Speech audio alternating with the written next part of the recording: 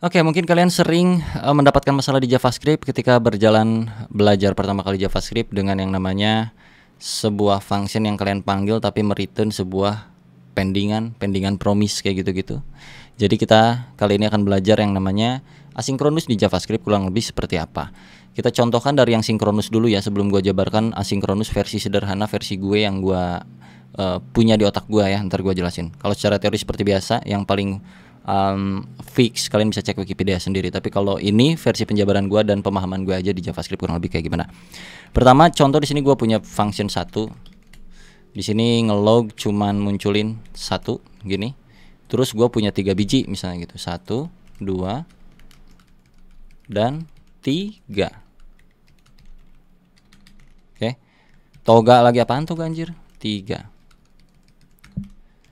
Kalau kita running ini satu persatu, ini biar ada jalannya pas pas kalian cobain juga biar ada gambarannya kurang lebih nanti perbedaannya kayak gimana gitu. Kita panggil function 1 dulu di sini, function 2, function 3 gitu kan. Kalau kita run di sini, maka sesuai ya 1 2 3 gitu. Cuman kalau misalkan nih, ini gua taruh di dalam function 2 sebuah function bawaannya browser atau bawaannya JavaScript, gue lupa. Set timeout, yang mana set timeout itu berjalan secara asinkronus di balik layar ini. Jadi kalau gue taruh sini set timeout dengan durasi 3000 milisecond alias 3 detik, console lognya gue masukin sini.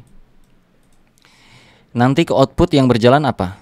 Apakah 1 2 3 yang mana sebelumnya itu berjalan seiring dengan urutan step by step yang kita ketik di sini 1 1 2 2 3 3. Walaupun ini kita ketik 1 2 3 di sini, tapi karena di tengah-tengah di function yang kedua itu berjalan secara asinkronus, maka kalau kita run 1 3, 2-nya datang 3 detik kemudian. Kayak gitu.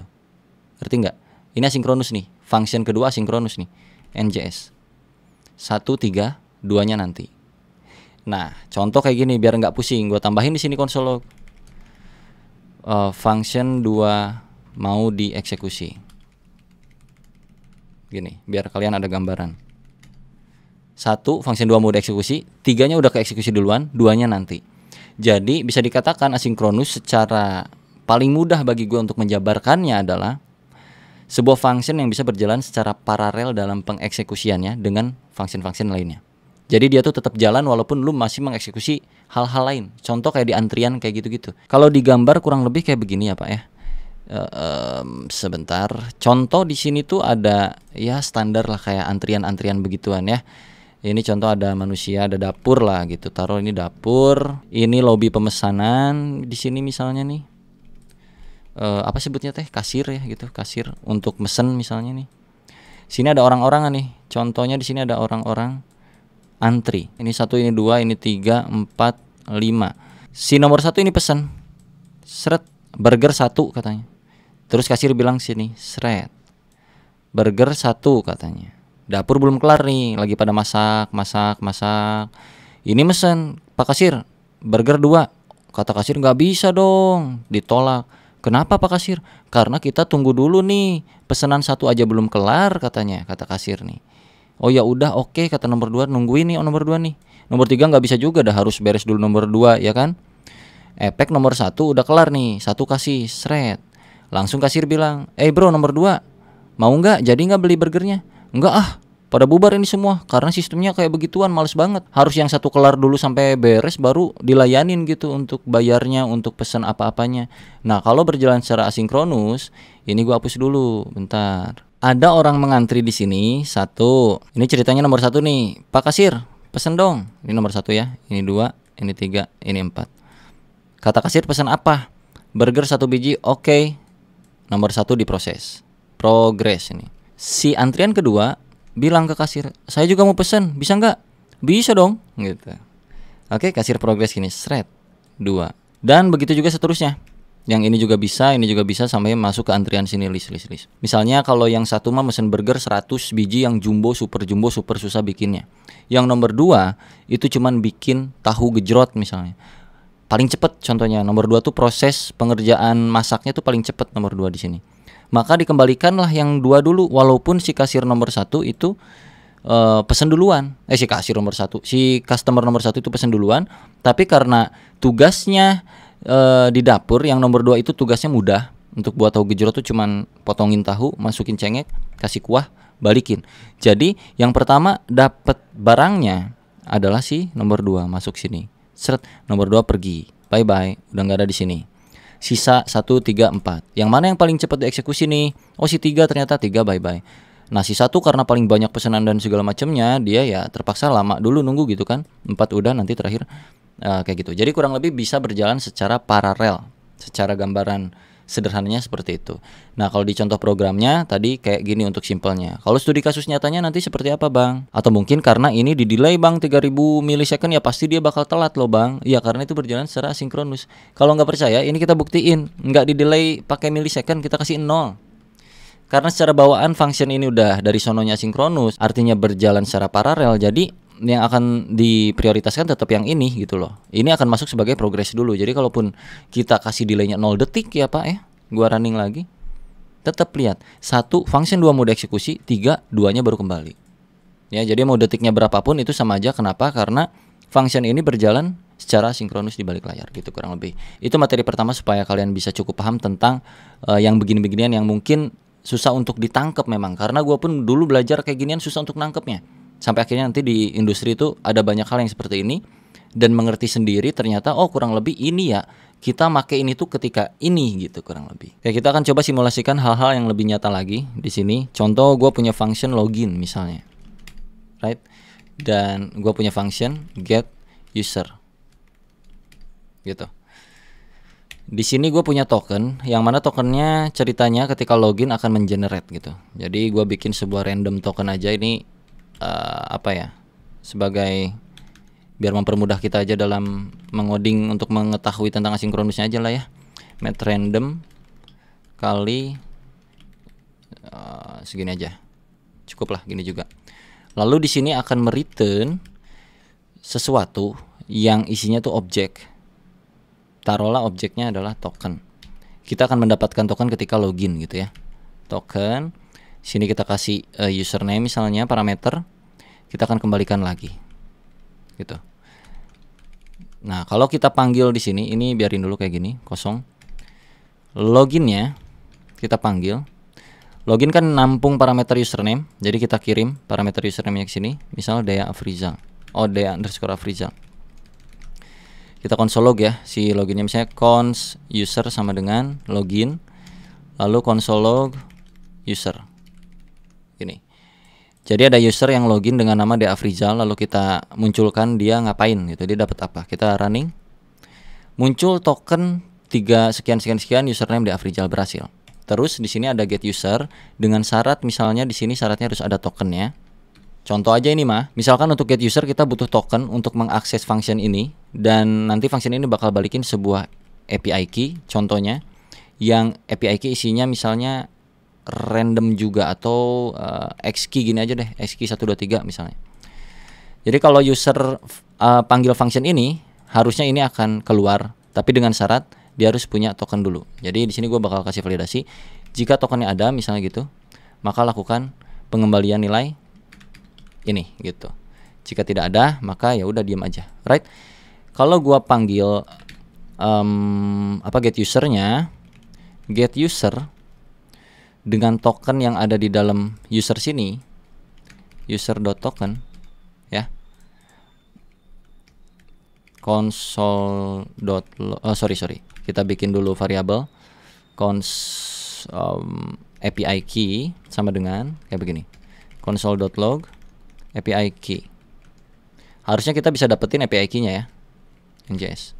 Dapat API key-nya. Kenapa? Karena kita passing di get user tokennya. Tapi kalau kita nggak passing kayak gini,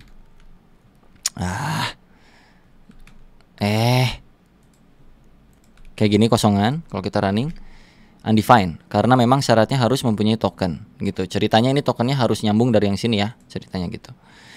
Jadi kalau kita masukin user.token, karena user.token di sini kita udah punya ya kan, console.log user.token.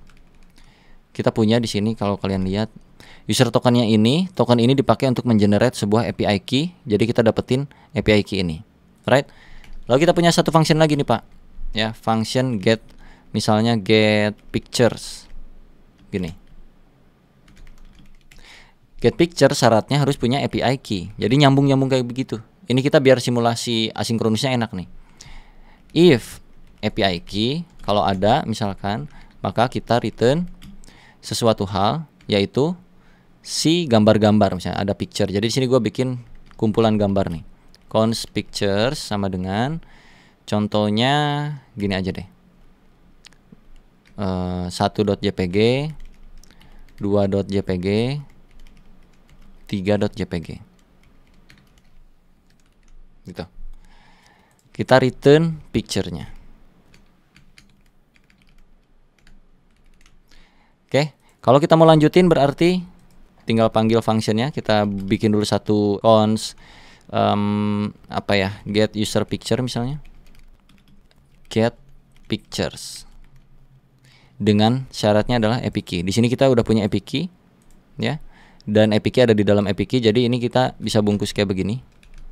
Lalu kita masukin API key-nya di sini, API key. Harusnya ini huruf gede, mohon maaf. Kayak gini, betul. Kalau kita console get user picture-nya,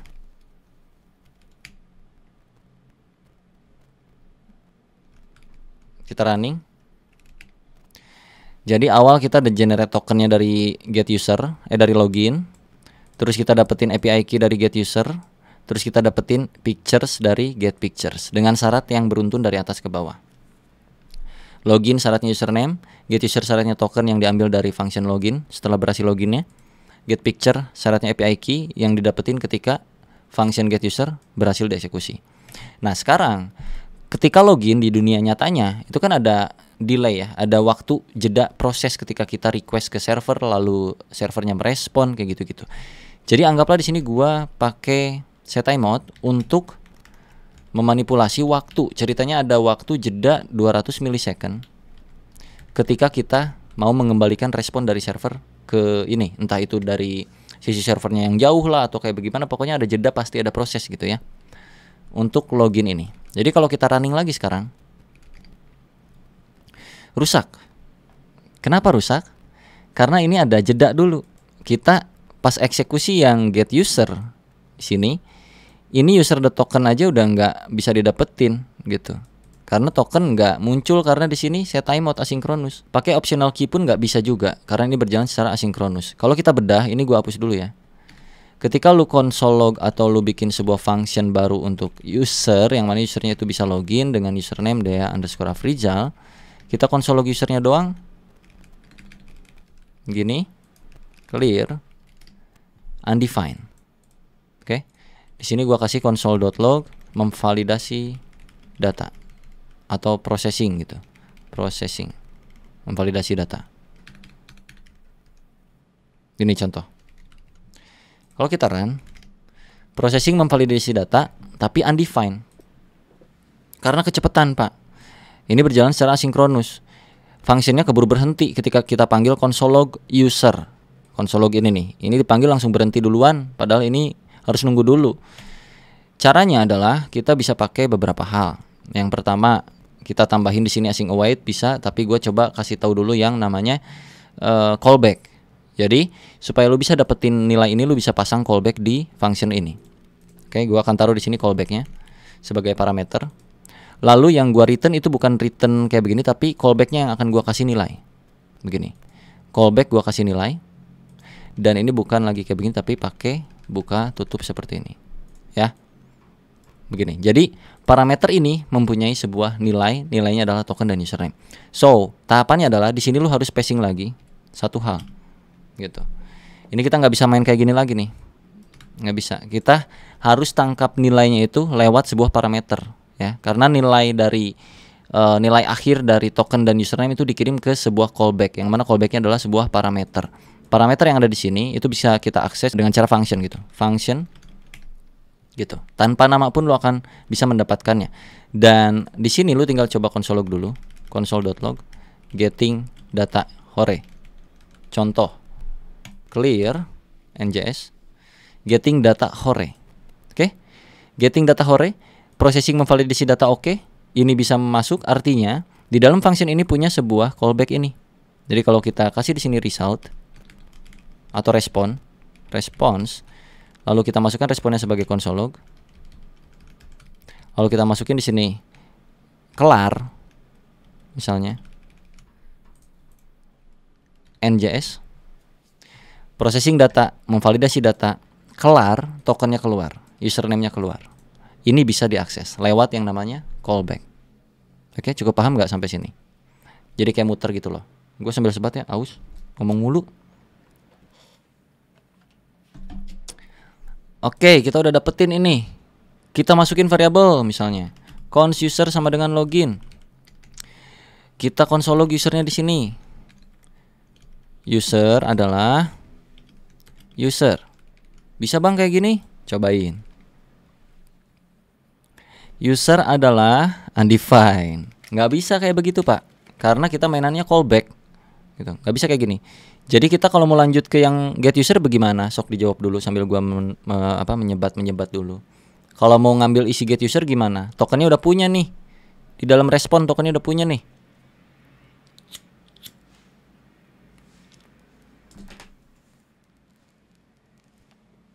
Udah kejawab.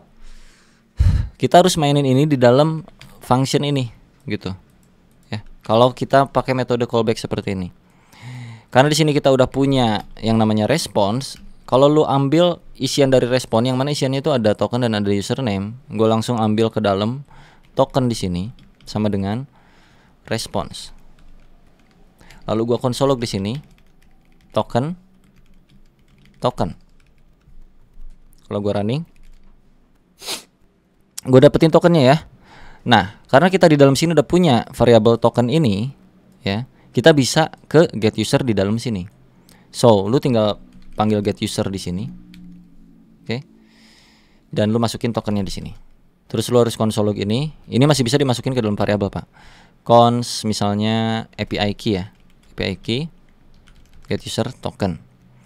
Kalau gua console log API key-nya, ini balik lagi ke yang metode tadi. Nih. API key-nya masih dapat. Kenapa masih dapat? Kenapa nggak pakai callback-callback, kan dia masih dapat? Karena proses pengambilan atau pembuatan API key-nya pun tidak berjalan secara sinkronus, Pak. Kalau kita kasih di sini set timeout. Ya, sini gua kasih set timeout dah. Set timeout karena memang ada waktu kan, secara aslinya kan kayak gitu, ada kasih waktu dulu gitu loh. Gua return dalam waktu, taruhlah dia 500 milisecond. Untuk mendapatkan API key itu butuh waktu 500 milisecond pak. Jadi kalau kita running lagi sekarang, yang tadinya kita dapat undefined. Gua kasih sini lagi ya, console.log processing API key. Now,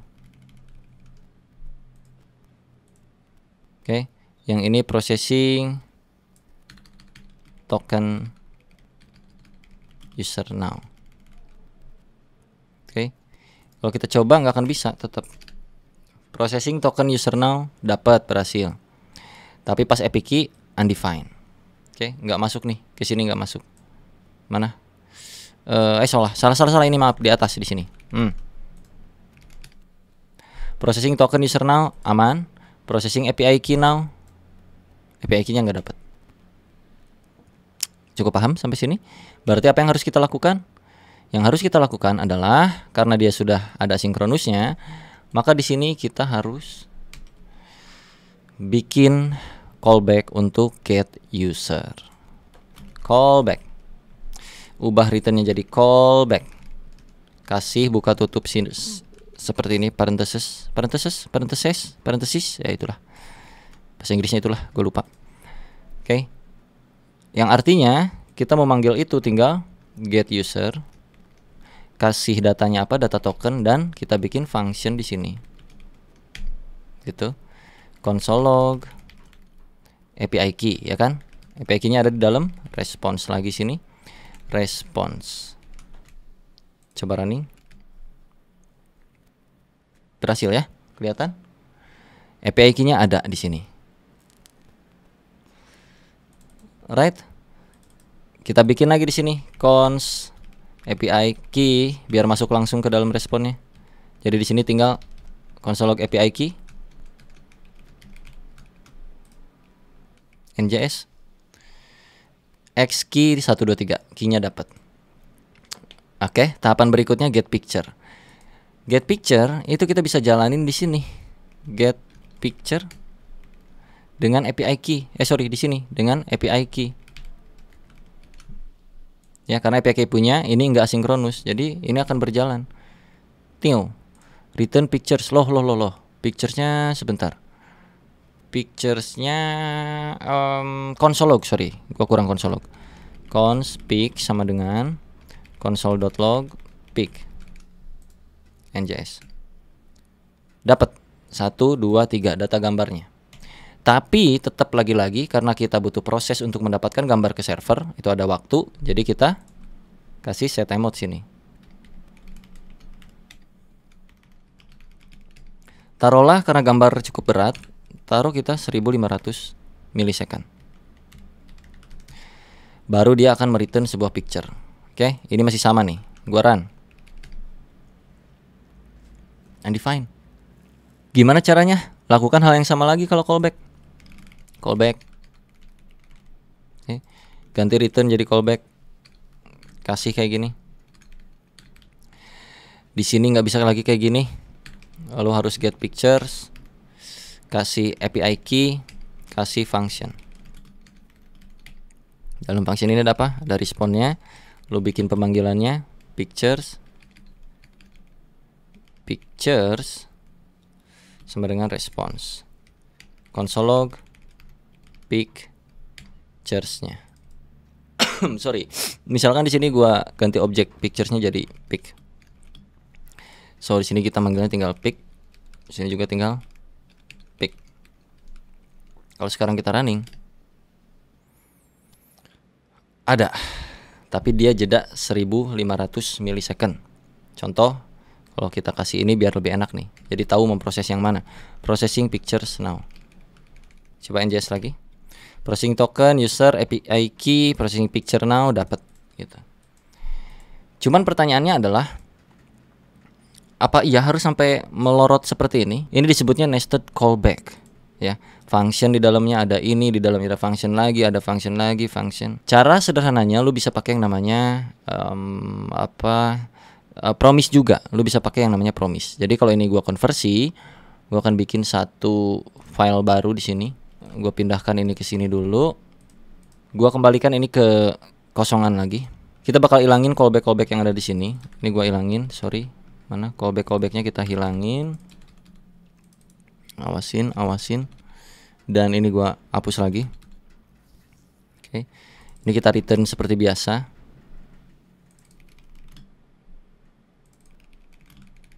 Begini lagi ya. Nggak ada callback ya sekarang ya. Tapi kita pakai yang namanya promise, Pak. Jadi sini gua akan return promise. Seperti ini. Promise menangkap dua parameter. Ada success, ada fail. Kayak gitu. Oke. Lalu set timeout ini gua masukkan ke dalamnya. So, success ini akan menghasilkan isian yang harusnya keluar gitu. Kalau valid ya, kalau gagal ke valid. Jadi set timeout ini misalkan di dalam sini ada validasi nih. If username tidak sama dengan kayak gini, Dea_Afrizal, maka gua akan validatkan ini wrong data gitu. Tapi jika tidak, else atau enggak salah, gini aja, success, kita kirimnya apa tadi, token dan juga username-nya ya, atau tokennya doang ya. Yaudah, gini aja. Kalau kita coba running ini dengan cara kayak tadi, user sama dengan login dengan username Dea_Afrizal, kan harusnya muncul ke sukses ya, ke sukses ini. Karena kan username tidak sama dengan Dea Afrizal, maka valid, wrong data. Harus Dea Afrizal ceritanya. Kalau kita konsol log usernya akan terjadi promise pending. Promise pending seperti itu. Kenapa? Karena user itu ada di dalamnya lagi. Kalau callback tadi di sini function, ya kan? Kalau promise, ya, promisan itu kita pakai user.then. Kayak gitu. User.then kasih di dalamnya function sini. Ini kayak callback lagi. Cuman ya kayak begini aja gitu, terpisah function gini. Console log di sini contohnya. Kemana tadi? Nah ini. Kalau kita run, lalalanya muncul, artinya di dalam function ini ada sesuatu. Kita coba dulu X, apakah iya ada X? Ada tuh, dapat tokennya. Berarti ini adalah response sama kayak yang tadi, ya. Jadi ini kalau kita console log response, sama tuh, dapat tokennya, ya gak? Nah, kalau kita mau lanjutin yang ke sini, ya sama juga. Kita kasih return promise di sini. Ini if-nya di dalam sini ya. Oke, bentar, gua kasih return new promise. Dia punya success dan juga dia punya failed. Lalu di sini dia punya function. Ya ini function ya. Ini ada callbacknya 2 biji. Lu masukin ini sini. Kalau tokennya ada, maka nah, ini tinggal kembaliin ke sukses. Seperti ini suksesnya.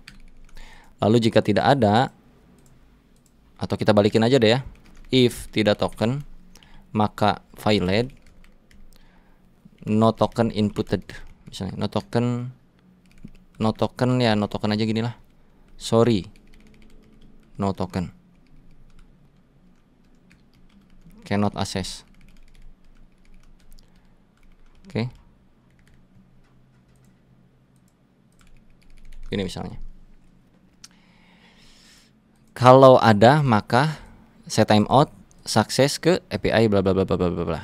Nah, kalau kita manggil di sini nggak akan bisa, kita harus di sini karena kita kan di sini punya apa tadi? Const token sama dengan response. Sama aja kayak yang tadi lagi, balik lagi. Gitu.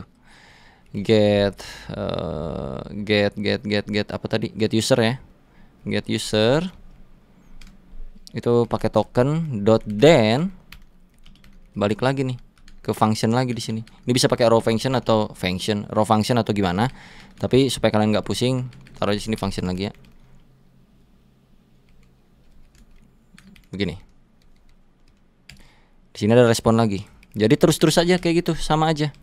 Ini lu bikin lagi const API key dari response. Jadi kalau lu console log API key-nya, lu NJS ini, sorry ada error, kenapa gua? Ini jadi kalau error itu kita mesti pakai catch. Jadi failed ini akan masuk ke catch, sorry. So di sini lu harus tambahin kayak catch r console.log r.message misalnya, contoh. Coba ya. Tah itu, nggak pakai .message, jadi r doang kayak gini. Kita run. Sorry, no token, cannot access token. Oke, sorry undefined tadi tokennya itu kita nggak bisa passing ambil langsung destruktur seperti ini. Kita mesti kasih objek di pas loginnya, pas mereturn token kita harus kasih kayak begini. So sekarang harusnya kita bisa dapetin responnya. Ya, responnya API key-nya dapet. Jadi ini gua buka lagi, kita console log API key-nya doang. Lalu kita NJS lagi. Key-nya dapet, tinggal sekarang berarti get picture. Nah, itu tadi sekaligus simulasi yang failed-nya ya. Jadi kalau di promise itu kan ada dua, ada success, ada fail. Fail-nya itu tereksekusi ketika nanti seperti hal-hal yang tidak terduga gitu. Nah, di sini pun lu bisa di user ini, sini then, di sini catch r console.log r. Pusing-pusing lu codingannya lu ya. Ini hanya syaratnya deafrizal tadi akan tereksekusi, ini lancar-lancar aja. Ya, lancar-lancar aja. Tapi kalau di sini bukan deafrizal, gua taruh di sini 1 2 3 dia akan masuk ke catch ini karena secara logik di sini dia harus bernama deafrizal, jika tidak maka akan masuk ke fail gitu. Sorry wrong data. Jadi kalau gua run harusnya ke sorry wrong data. ya. Itu terjadi karena promisan ini punya dua callback, success dan fail. Jadi sesuai dengan logiknya nanti akan masuk arah kemana. Jadinya itu bakal kayak begini-begini terus nih Pak. Ini ke dalam lagi, ke dalam lagi, ke dalam, capek. Dan ini akan nested seperti yang tadi, sama aja. Nah, async await lah solusinya. Ini gua hapus lagi ya. Async await menjadi sebuah solusi ketika ada sebuah function yang mereturn sebuah promise pending. Ya, ini kan kalau kita langsung eksekusi kan promise pending tuh. Kalau kita bikin kayak begini, user sama dengan login Dea Afrizal, nggak bisa kan kalau di konsol log tuh user njs pending. Kita bikin satu function yang asinkronus, async function user display misalnya. Oke. Gua masukkan ini ke sini karena dia udah ada keyword async di sini. So untuk pemanggilan yang login, dia kan promise login nih, ada pending-pendingnya. Kita kasih keyword await. Artinya kita menunggu dulu sampai dia kelar eksekusi, nanti akan dimunculkan ke console log gitu kurang lebih. So kita mesti panggil lagi di sini user display. Dah gini doang. Kalau kita run njs, tokennya muncul. Oke, ini kita bisa persingkat lagi nih, karena kita udah yakin itu isiannya token. Kita bisa langsung sekarang token, terus untuk mendapatkan API key kita bisa langsung kayak gini sama dengan await ke get user dengan syarat token seperti ini. Kalau udah punya API key, kita punya syarat lagi di sini sebuah pictures ya, sebuah pic yang mana tadi tuh pic ini kita return ya di sini ya, picture. Jadi pic langsung await get pictures dengan syarat API key. Kurang lebih kayak gitu. Kalau kita console log semuanya, console.log misalnya gitu, token Anda adalah token, API key Anda adalah API key, dan satu lagi data picture-nya pitch. Request gambar Anda berikut ini. Hasil request gambar berikut ini gitu. Jadi kalau gua run sekarang masih terjadi error. Kenapa? Karena pitch itu ada something wrong. Tunggu. Pitch return, ini masih return, ini belum dikasih promise ya. Mohon maaf. Ini kita kasih promise di sini. Return new promise, gampang ya caranya ya. Tadi kan kita pakai arrow function nih, arrow function. Ini bisa pakai nggak arrow function juga bisa, sama aja. Jadi yang paling mudah sih arrow function seperti ini, tinggal masukin if-nya ke sini, gitu. Ini kasih success atau fail. Kalau orang lain biasanya tuh reject dan apa satu lagi? Resolve ya, resolve and reject gitu. Kalau gua sih success dan failed, kurang lebih kayak gitu, biar gampang aja dibacanya gitu. Resolve, reject. Right, jadi jika API key-nya ada, maka sini. Nah, kita balikin lagi logiknya. Jika tidak ada API key, maka failed, no API key, cannot access misalnya gitu. Ya. Tapi jika tidak, maka kita akan return ke success di sini. Seperti itu. So, kalau kita running lagi, token Anda adalah sekian, API key Anda adalah segini, hasil request gambar Anda berikut 1, 2, 3 gitu. Right, cukup paham tentang asinkronus di JavaScript dari pengimplementasian yang kita lakukan hari ini? Bagaimana? Kalau misalkan kita nggak pakein ya di sininya untuk ngecek validasi yang error-errornya gitu, itu biasanya kita harus pakai try and catch ketika kita mau mengeksekusi await-awaitan ini. Jadi masuk ke catch-nya itu di sini. Try terlebih dahulu, terus lu catch di sini. Catch R. Oke, console.log R-nya. Try ini begini. Kurang lebih. Kurang rapi ya, mohon maaf bentar.